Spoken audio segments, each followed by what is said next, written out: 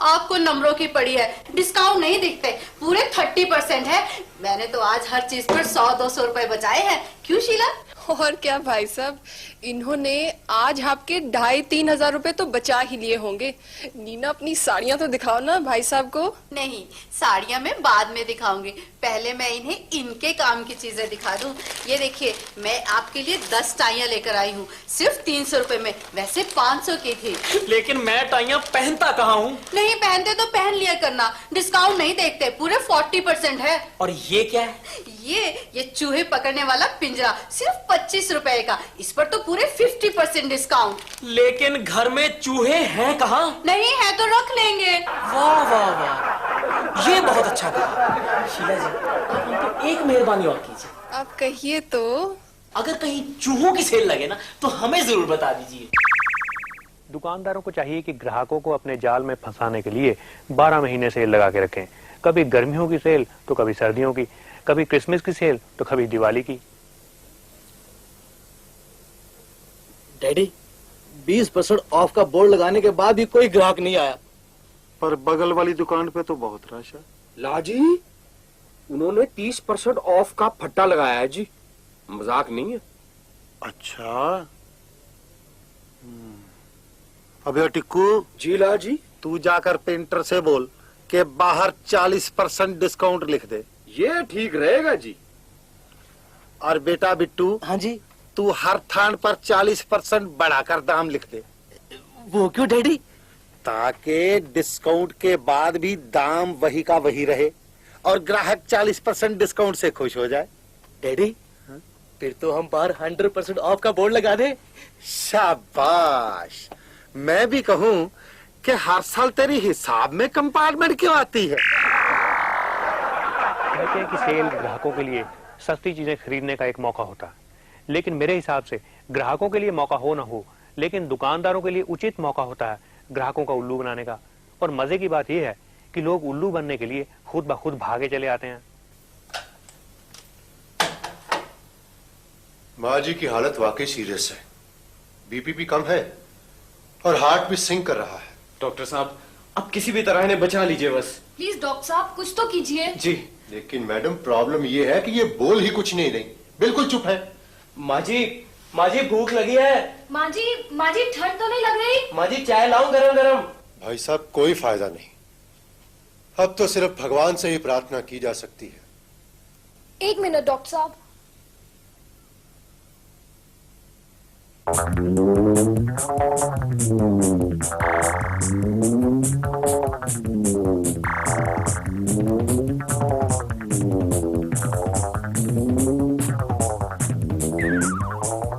माँ जी शॉल। ये तो अचंबा हो गया। बहन जी, आपने माता जी के कान में कहा क्या था? कुछ भी नहीं, मैंने तो सिर्फ इतना कहा था कि माँ जी, मॉडल टाउन में बहुत बड़ी सेल लगी है।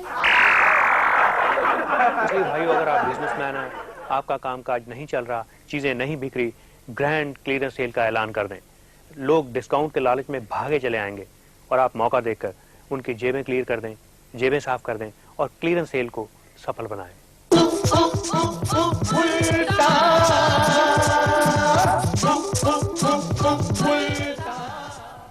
बहुत से लोग ऐसे होते हैं जिनकी तड़पती हुई आत्मा को तब तक शांति नहीं मिलती जब तक वो दूसरों के कामकाज में 2-4 गलतियां ना निकाल लें। आपकी बीवी चाहे रोज 36 तरह के पकवान बनाए, लेकिन शौहर होने के नाते आपका फर्ज है कि हर पकवान में 36 गलतियां निकालें। कितनी घटिया सब्जी बनाई है, सारा मूड खराब कर दिया। क्या कमी है सब्जी में? देखने में ठीक तो है। सब्जी देखने के लिए नहीं, खाने के लिए होती है। जरा चक्कर तो देखो, नमक कितना कम है। तो नमक डाल लो, इसमें बिगड़ने की क्या बात है। मिर्ची भी कम है, बिल्कुल फीकी है। तो मिर्ची भी डाल लो, 5 ही तो पड़ी है। नमक भी मैं डालूं, मिर्ची भी मैं डालूं, इससे तो अच्छा है खाना मैं खुद ही बना लिया करूंगा। तो बना लिया करो। हाँ बना लिया करूंगा। शादी से पहले भी मैं खाना खुद ही बनाया करता था। तो फिर शादी क्यों करवाई? क्योंकि अपने बनाए हुए खाने से मेरा जरा पेट खराब रहता है। खाने की मेज हो या दफ्तर की टेबल, आपकी 5 इंद्रियां गलतियां ढूंढने में लीन होनी चाहिए। दफ्तरों में कई क्लार्क, कई बाबू ऐसे होते हैं जिन्हें तब तक खाना नहीं पचता जब तक वो हर फाइल में 5-7 ऑब्जेक्शंस ना लगा लें। क्या बताऊं डॉक्टर साहब, जब से ये रिटायर हुए हैं इन्हें भूख ही नहीं लगती और बिना काम के थकावट रहती है और सारा दिन चिड़चिड़े से रहते हैं। इन्हें तो 99 के करीब टेम्परेचर भी है। हल्का हल्का बुखार भी इन्हें तब से है जब से ये रिटायर हुए हैं। खैर आप घबराइए नहीं, ऐसा करते हैं, ये 12 फाइलें हैं, इनमें प्रमोशन के और इंक्रीमेंट के कुछ डमी केसेस हैं। आप ये फाइलें ले जाएं, एक फाइल सुबह, एक फाइल शाम को इन्हें ऑब्जेक्शंस लगाने के लिए दे दिया कीजिए। ऑब्जेक्शंस लगाने के लिए? हाँ हाँ, जैसे जैसे ऑब्जेक्शंस लगाएंगे, लोगों के प्रमोशन केसेस में अड़चने डालेंगे, उनकी गलतियां निकालेंगे, इनकी भूख अपने आप नॉर्मल होती चली जाएगी। है? रिश्तों के मामलों में लड़की वालों के नुक्स निकालना लड़के वालों का जन्मसिद्ध अधिकार है। आपके अपने लड़के की शक्ल चाहे किसी बूढ़े उल्लू से मिलती हो, लेकिन दूसरे की लड़की में 1000 नुक्स निकालिए। लड़की तो हमें पसंद है, घर बार भी अच्छा है, लेकिन क्या बहन जी, लड़की सुंदर है, पढ़ी लिखी है, घर का कामकाज भली भांति जानती है, आपके सुशील के लिए बहुत अच्छी रहेगी। वो तो सब ठीक है भाई साहब, लेकिन लड़की के चश्मा लगा हुआ है और सुशील बिना चश्मे वाली लड़की चाहता है। क्यों सुशील? जी बिल्कुल है। अरे बहन जी, लड़की तो फिर भी कॉन्टैक्ट लेंस लगवा लेगी, आप अपने बेटे का निशाना तो ठीक करवाइए जरा। सास को बहू से शिकायत होनी चाहिए और बहू को सास से। कला से आप चाहे कोसों दूर हो, लेकिन आपकी कलाकारी इसी में है कि हर कलाकार को कोसिए। इसी तरह एक महफिल में एक औरत गाना गा रही थी, एक सज्जन अपनी आदत से मजबूर लगे उसे कोसने। क्या बकवास गा रही है यार, ना कोई सुर ना कोई लय, पता नहीं कौन है ये औरत। तो पास एक भाई साहब खड़े थे, वो बोले ये आपको पता नहीं, ये मेरी बीवी है। वो एकदम अपनी बात बदलते हुए बोले, नहीं मेरा मतलब ये नहीं था, गा तो फिर भी ठीक रही है, लेकिन लिखा बहुत बकवास है, पता नहीं किस बेवकूफ ने लिखा है। वो भाई साहब फिर बोले, माफ करना ये मैंने ही लिखा है। ठहरिए, मुझे पता चल गया कि आप मुझे भी कोस रहे होंगे कि क्या बकवास उल्टा पुल्टा यार, ये तो चुटकुला ही बहुत पुराना था।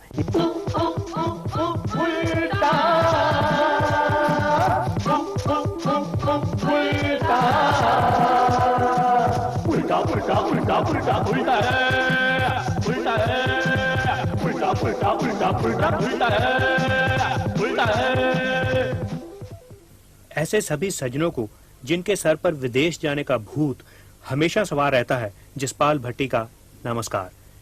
कहावत है कि दूर के ढोल सुहावने, लेकिन मेरे हिसाब से दूर के ढोल सुहावने हो ना हो, लेकिन दूर के झाड़ू जरूर सुहावने होते हैं। वही लोग जो अपने मुल्क में मेहनत मजदूरी करना हद तक समझते हैं, विदेश में झाड़ू भी लगाना पड़े तो उनके लिए फख्र की बात होती है। लेकिन उनके घर वाले गर्दन अकड़ाकर ये तो कह सकते हैं कि बेटा विदेश से छुट्टी आया है। बस ये रात की ही फ्लाइट से वापस आया है, थका हुआ था, अभी बस 11 बजे ही जागा है। इसे अब तो कई साल हो गए विदेश गए हुए, अब तो अच्छी खासी नौकरी करता होगा। बिल्कुल जी, ये वहाँ पर बहुत बड़ा कमर्शियल आर्टिस्ट है, हजारों रुपया कमाता है, अपनी गाड़ी भी रखी हुई है। गाड़ी पे सीढ़ी भी रखी हुई है।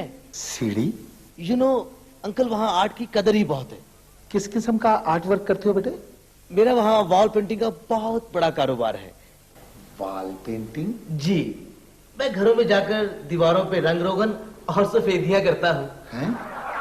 Where there is a will, there is a way। जहाँ चाह होगी वहाँ कोई ना कोई राह भी निकलाएगी।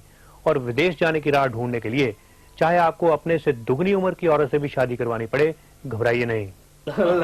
कांग्रेचुलेशंस यार, बधाई हो।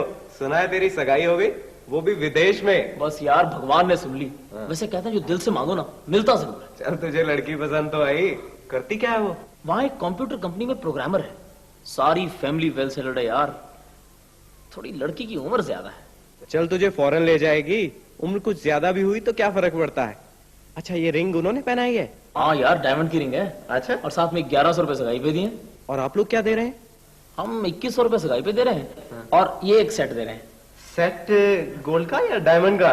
नहीं यार, दांतों का। बहुत से लोग ऐसे होते हैं जिनकी यहाँ अच्छी भली नौकरी होती है, जमीन घर कारोबार होता है, लेकिन विदेश जाने का भूत उनके सर पर ऐसा सवार होता है कि वो ट्रैवल एजेंटों के चक्कर में अपना घर घाट दुकान सब भेज देते हैं। आपने कहा था 30,000 रुपए का इंतजाम कर लेना, 20 तो आपके पास आ गए।